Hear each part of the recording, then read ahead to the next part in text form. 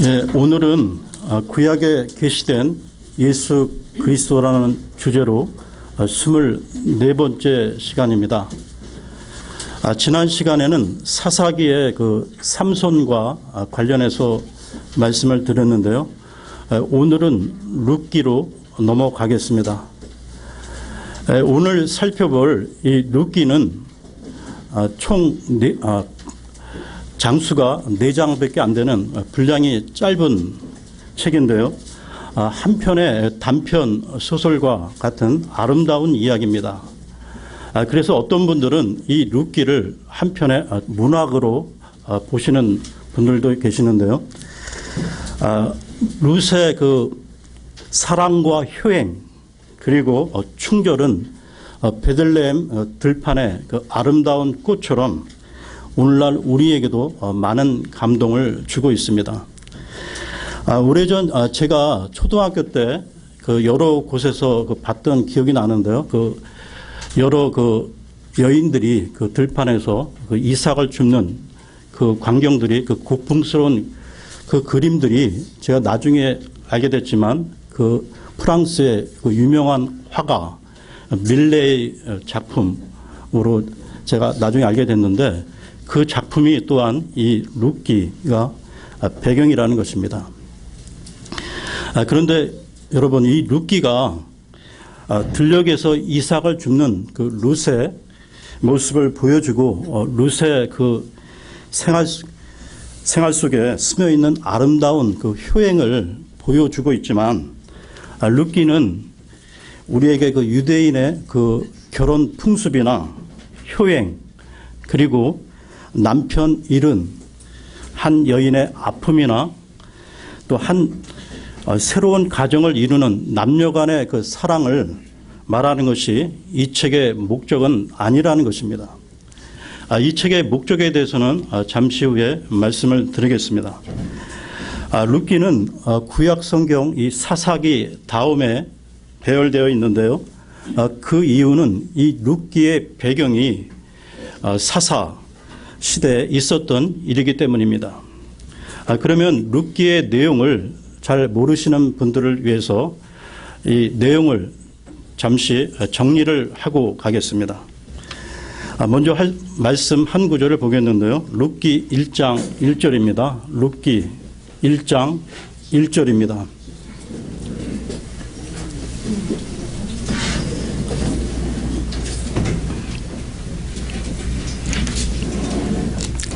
이제 재판관들이 다스리던 때 땅에 기근이 드니라. 베들레헴 유다의 어떤 사람이 자기 아내와 두 아들을 데리고 모압 지방에 가서 머물렀는데 유대 땅 베들레헴에 엘리멜렉이라는 사람이 살고 있었는데요. 그런데 이곳에 기근이 들자 그는 부인 나오미와 두 아들 말론과 기럐을 데리고 이방 나라인 모압 땅으로 이주해 갑니다. 말하자면 생계형 이민을 간 것이죠. 그러다가 그곳에서 엘리멜렉이 죽게 됩니다. 남편을 잃은 나오미는 두 아들을 그곳 모압 여자와 결혼을 시키는데요. 한 아들은 오르바라는 여자와 또 한 아들은 룻이라는 여자와 결혼을 시키게 됩니다. 그런데 안타깝게도 얼마 못 가서 이 두 아들마저도 죽고 맙니다. 남편도 잃고 두 아들을 마저 잃게 되어 가게를 이을 사람이 없는 절망적인 상태에서 나오미는 다시 유다로 돌아갈 결심을 하게 되는데요. 그 와중에 하나님께서 자기 백성들에게 빵을 주셨다는 소식을 들었기 때문입니다. 약 10년간 모압 땅에 살다가 기항을 결심한 나오미는 남편도 없는 두 며느리에게 각기 자기 집으로 돌아갈 것을 권하는데요. 오르바는 시어미를 떠나 자기 집으로 돌아갔으나 그러나 룻은 그 권면을 끝까지 마다합니다. 여기서 말씀을 보겠는데요. 룻기 1장 15절에서 16절입니다.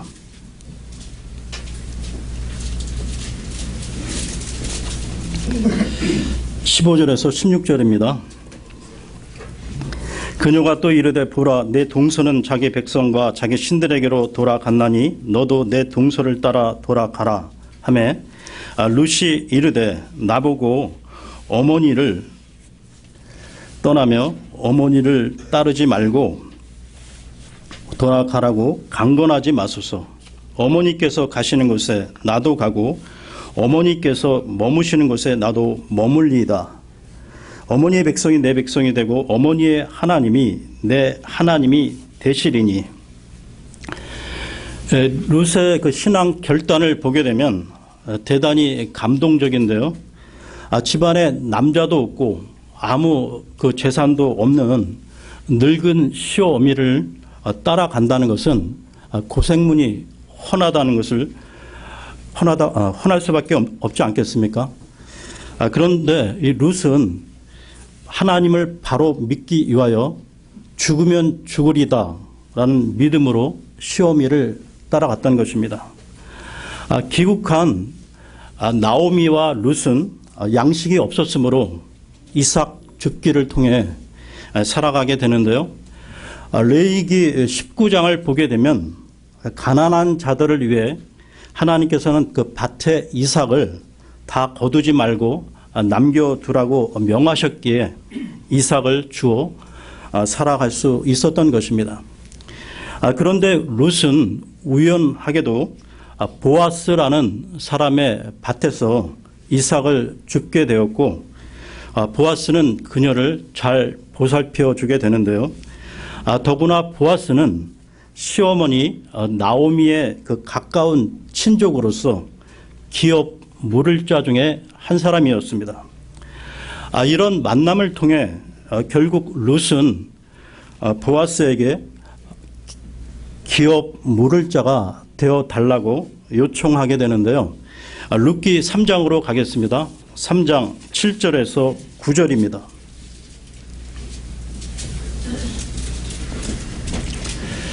보아스가 먹고 마시고 마음이 즐거울 때 가서 곡식더미 끝에 누우매 그녀가 가만히 가서 그의 발을 드러내고 누웠더라. 한밤중에 그 사람이 두려워서 몸을 돌이킨즉 보라 한 여인이 자기 발치에 누웠으므로 그가 이르되 너는 누구냐 하매 그녀가 대답하되 나는 당신의 여종 룻이오니 그러므로 당신의 옷자락으로 당신의 여종을 덮으소서 당신은 가까운 친족이니이다 하매.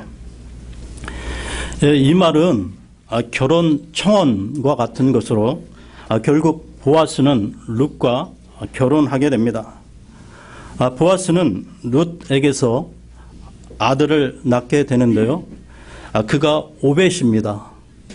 오벳은 이새를 낳았고 이새는 그 유명한 다윗을 낳게 되는데요. 그래서 룻은 다윗의 증조 할머니가 되었다는 것으로 이 책은 끝을 맺고 있습니다. 그런데 여러분, 이 룻기 전체 내용을 보게 되면 원래 이 보아스와 룻은 부부로 만나기 어려운 관계임을 알게 되는데요. 보아스는 하나님을 믿는 유다인 베들레헴의 유지임에 반해 룻은 이방인 모압 여자로 남편을 일찍 여인 미망인이었습니다. 창세기 19장을 보게 되면 모압 족속은 아브라함의 조카 롯이 그의 큰딸을 통하여 근친 상간으로 낳은 후손들인데요. 그들은 모세의 법에 의하면 저주받은 이방인들이었습니다. 이 부분을 말씀 가운데 확인해 보겠는데요. 신명기 23장 3절을 보겠습니다. 신명기 23장 3절입니다.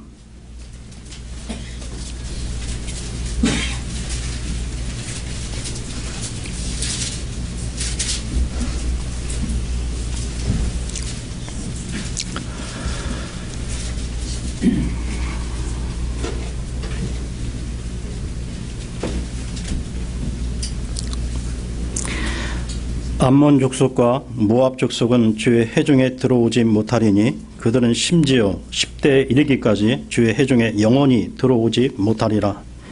너희가 이집트에서 나올 때 그들이 빵과 물을 가지고 길에서 너희를 맞이하지 아니하고 메소포타미아의 부돌에서 부올의 아들 발람을 사서 너를 치고 저주하게 하려 하였느니라. 그럼에도 불구하고 이 보아스는 문제가 많은 모압 미망인인 룻과 결혼을 하여 아들까지 낳게 되는데요. 그런데 성경은 우리 신자와 그리스도의 관계도 결혼한 부부로 묘사하고 있다는 것입니다. 예수님을 감히 신랑으로 모시기에는 우리가 너무나 문제가 많은, 한마디로 우리는 그리스도의 신부가 될 자격이 없었습니다. 오직 주님께서 우리를 불쌍히 보시고 십자가 대속의 피로 죄를 씻어 주심으로 마침내 신부로 받아 주신 것이죠. 이와 관련해서 로마서 5장을 보겠습니다. 로마서 5장 8절에서 9절입니다. 로마서 5장 8절에서 9절입니다.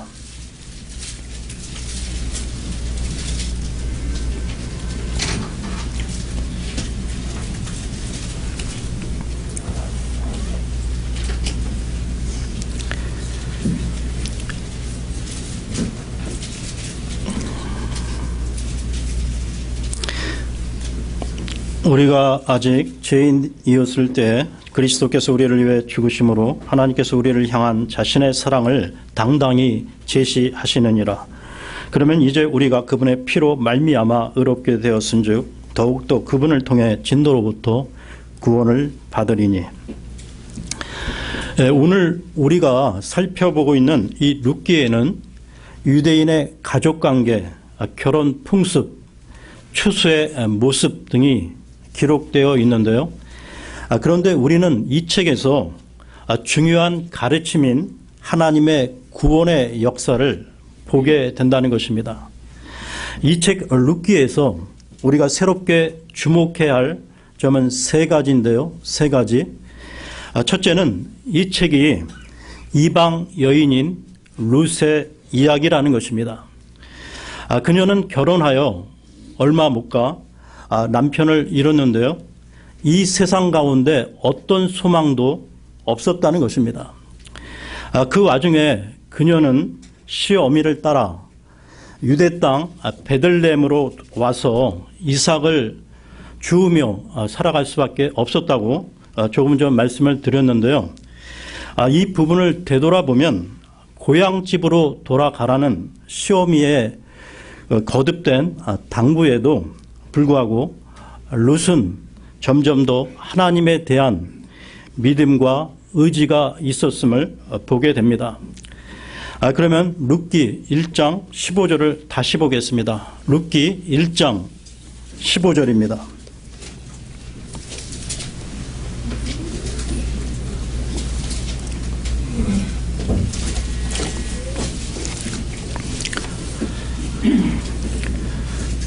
그녀가 또 이르되 보라 네 동서는 자기 백성과 자기 신들에게로 돌아갔나니 너도 네 동서를 따라 돌아가라 하매 룻의 동서 오르바에 대해 말하면서 네 동서는 자기 백성과 자기 신에게로 돌아갔다고 말하고 있는데요. 여러분 이 당시 종교는 민족 혹은 종족의 종교였습니다. 그러니까 모압 사람은 모압의 신을 섬겼고 암몬 사람은 암몬의 신을 섬겼는데요. 그 백성과 그 종교는 동일했다는 것입니다. 오르바가 자기 백성에게로 돌아갔다는 말은 그 백성들의 신, 그 종족의 신인 모압의 신에게로 돌아갔다는 뜻입니다. 그에 비해 룻은 모압의 신을 버리고 하나님을 따랐던 것이죠.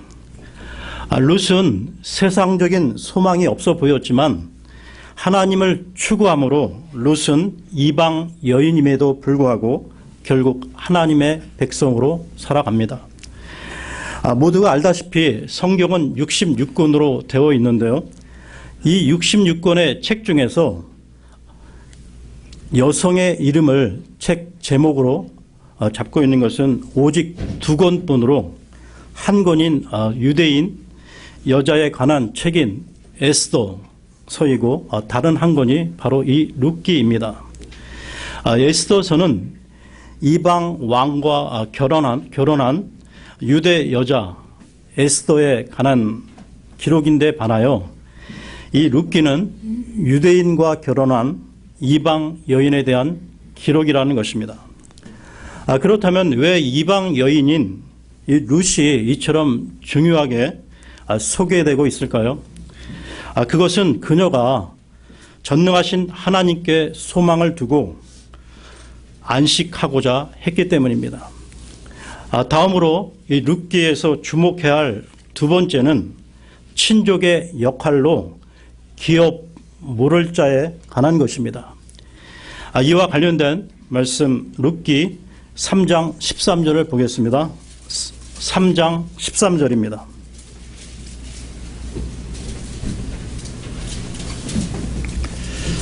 이 밤은 여기서 머무르라.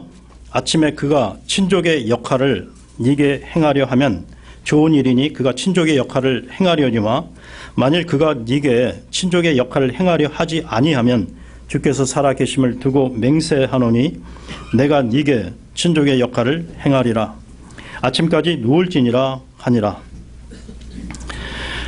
잘 보시면 지금 이 한 구절에 친족의 역할이란 말이 4번이나 반복되고 있다는 것입니다. 이 부분 친족의 역할을 개역성경은 기업 물을 자로 번역을 했는데요. 그러면 친족의 역할, 이 기업 물을 자에 대해 좀 더 설명을 하고 가겠습니다. 전에 레위기를 살펴볼 때 희년, 50년마다 돌아오는 희년에 대해 언급했었는데요. 이스라엘 백성들이 가나안에 정착할 때 지파와 종족, 가족들에게 골고루 땅이 분배되었습니다. 지파별로 땅이 분배되면 이제는 종족별로 다시 분배되고 그리고는 가족별로 분배되었는데요. 이 분배된 땅이 그들의 기업이었습니다. 이때는 부한 사람도 없고 가난한 사람도 없었는데요. 공평하게 땅이 분배되었다는 것입니다. 원칙적으로 분배받은 땅은 자손 대대로 물려주는 것이기에 사거나 팔 수는 없습니다. 그런데 시간이 지나면서 빈부의 격차가 나타나고 어떤 이들은 가난해지고 또 어떤 이들은 빚을 지게 되기도 했습니다. 결국은 빚을 갚기 위해 땅을 팔게 되고 땅을 팔아도 그 빚을 해결하지 못하면 남의 종이 되기도 했던 것입니다. 이 불균형과 압제를 해소하기 위해 주신 제도가 희년 제도였는데요. 희년에는 땅이 원래 주인에게로 돌아가고 종들은 자유를 그리고 모든 채무는 탕감이 되었던 것입니다. 그런데 희년이 되기 전에도 친족 중에서 돈을 가지고 땅값을 지불하면 그 잃은 기업을 되돌려 받을 수 있었는데요. 그 사람을 기업 물을 자라고 했습니다. 그러니까 기업 물을 자는 땅을 잃은 사람의 그 가까운 친족으로서 그 기업을 보존케 해줄 사람을 뜻하는 것이죠.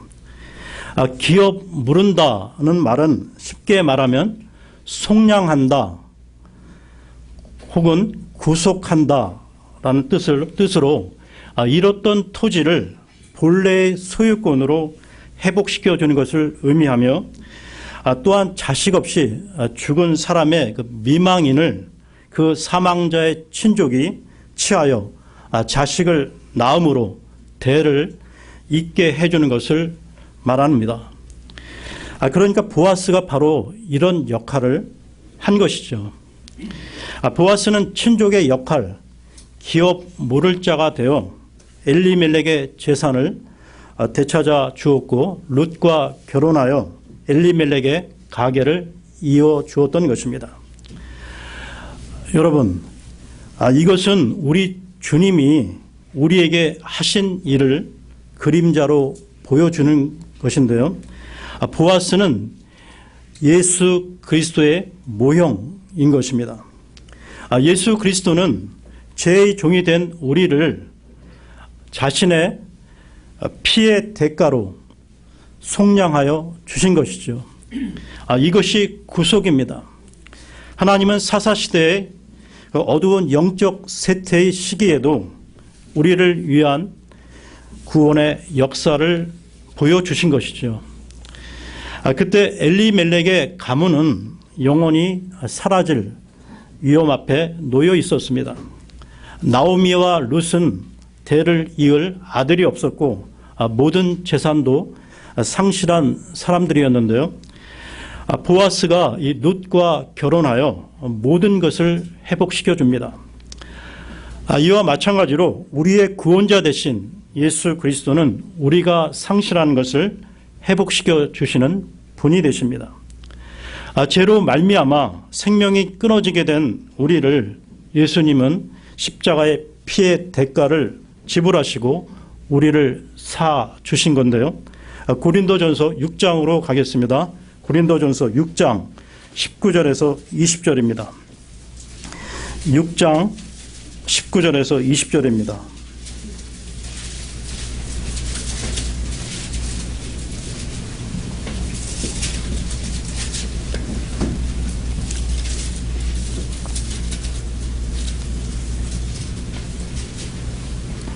도대체 무슨 말이냐? 너희 몸이 너희가 하나님에게서 받은 바 너희 안에 계신 성령님의 전인 줄을 너희가 알지 못하느냐?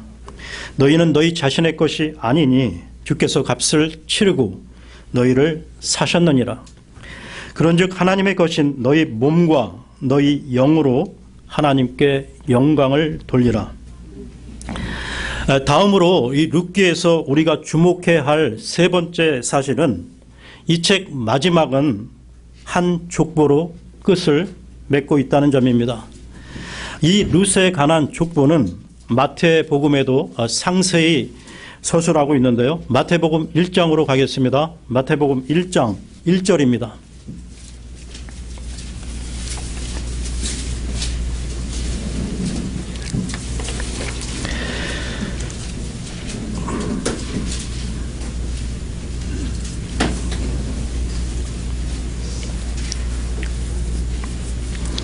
아브라함의 자손이시요 다윗의 자손이신 예수 그리스도의 세대에 대한 책이라.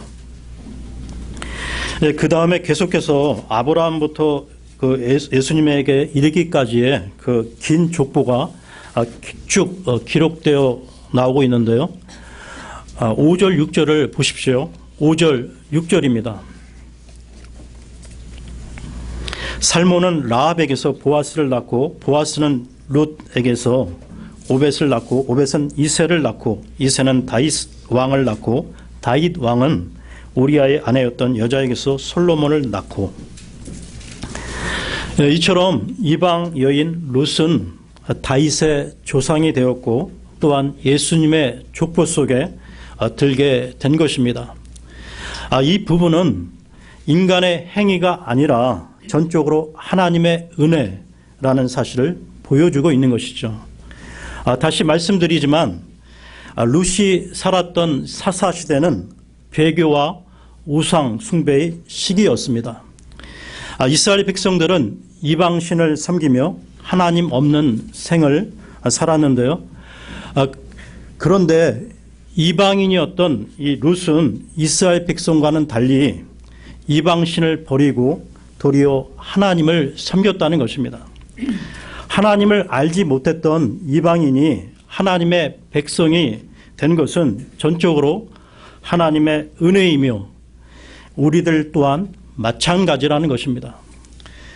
이 룻기에서 또 한 가지 우리가 주목할 것은 이 룻기 이 사건의 주 무대가 유대 땅 베들레헴이라는 것입니다. 미가서 5장으로 가겠습니다. 미가서 5장 2절입니다. 미가서 5장 2절입니다.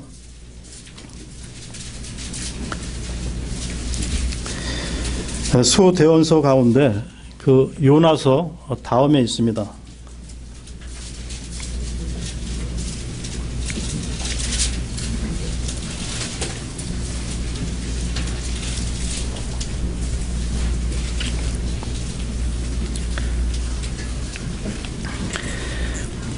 오 장 2절입니다. 그러나 너 베들레헴아, 너 베들레헴 에브라다야, 네가 유다의 수천 가운데서 작을지라도 이스라엘에서 치리자가 될 자가 네게서 내게로 나아오리라. 그의 나아감은 옛적부터 있었으며 영원부터 있었느니라. 예, 이 치리자는 예수님을 말씀하고 있습니다. 먼 훗날 다른 아기가 이곳에서 태어나게 되는데요. 그분은 바로 우리 예수님이십니다. 이분은 모압 이방인 룻의 친족 보아스의 후손으로 오셨는데요. 동시에 모든 믿는 자의 친족으로 오셨던 것입니다. 우리의 구원을 위한 하나님의 말씀과 경륜은 이 얼마나 위대하신지요. 룻이 아무것도 바랄 수 없는 소망 가운데에서도 끝까지 하나님을 바라보았듯이 우리들 또한 오직 주님을 끝까지 사모하는 것입니다. 여러분, 설사 우리 앞에 아무런 희망조차 보이지 않는다 하더라도 주님의 날개 아래 피하십시오. 오직 주님만이 우리의 피난처시요 우리의 능력이 되신다는 것, 이것이 룻이 우리에게 보여주는 교훈인 것입니다. 네, 오늘은 여기까지 하겠습니다. 네.